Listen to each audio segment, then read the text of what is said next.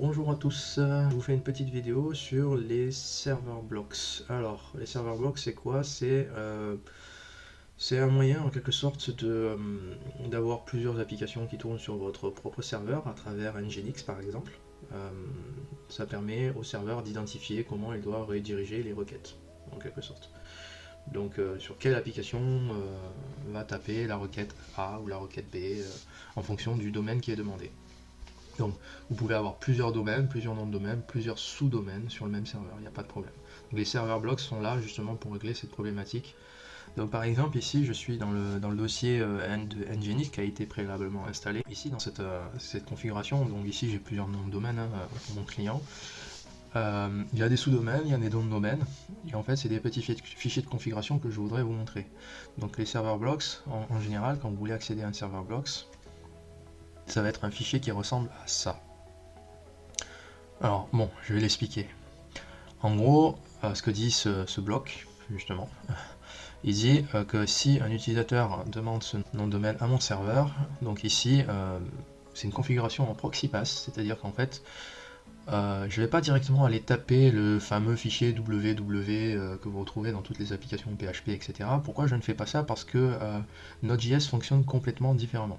Donc si vous avez besoin d'accéder à une application Node.js, la meilleure des solutions, c'est de coupler votre Nginx en server blocks, en proxy pass, et ensuite de renvoyer la requête vers l'application qui tourne, elle, en local, et qui tourne grâce à un manager qui s'appelle PM2. PM2, lui, va s'assurer que le serveur Node tourne. Vous allez pouvoir avoir, grâce à PM2, plusieurs informations, quel est le statut du serveur, est-ce qu'il a craché, est-ce qu'il tourne, le redémarrer, etc. En proxy pass, on va rediriger vers un serveur local, un serveur qui tourne en local. Alors ça pourrait être aussi un Docker qui tourne et qui expose en local, il n'y a pas de problème. Donc c'est comme ça que vous allez configurer. Ensuite ici, vous avez la partie SSL. Donc la partie SSL, de base, quand vous allez installer vos serveurs blocks, vous allez juste rentrer cette partie-là. Donc vous allez configurer cette partie-là. Donc vous allez dire que pour ce serveur-là, je vais aller taper sur cette application qui tourne en local. Tout ça, c'est un petit peu nécessaire, ok. Donc vous allez installer. Et puis c'est tout. Ensuite, ce que vous allez faire, c'est que vous allez utiliser un applicatif qui s'appelle Certbot. Alors Certbot, attention, s'appuie sur les certificats SSL Let's Encrypt. Donc c'est du SSL open source. Assurez-vous que votre fournisseur de domaine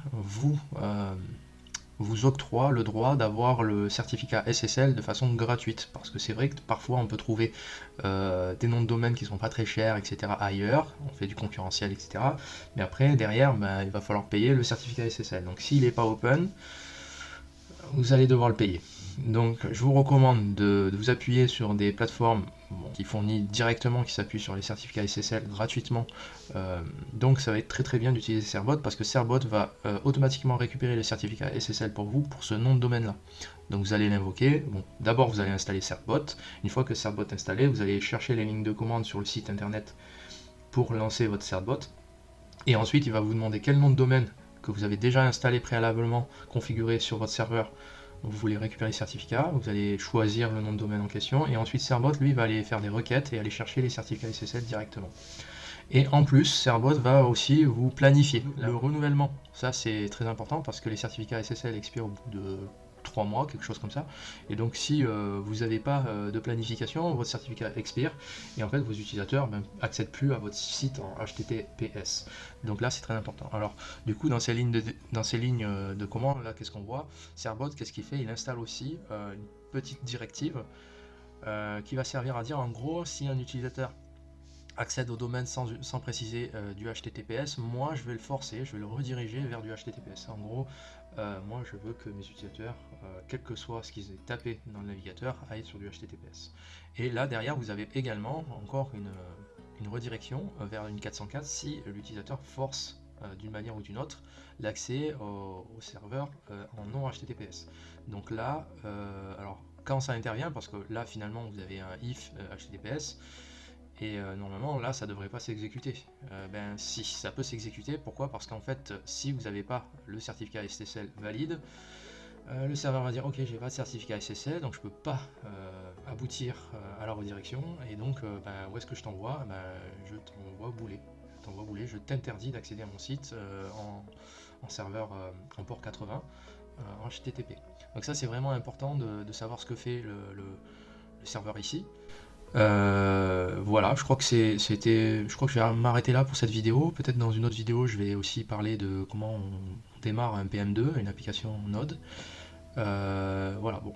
Après, il y a beaucoup de choses sous-jacentes à ça, mais en tout cas, vous avez les grandes lignes, comment configurer une application en Proxypass sur votre serveur. Merci d'avoir regardé la vidéo et à très bientôt.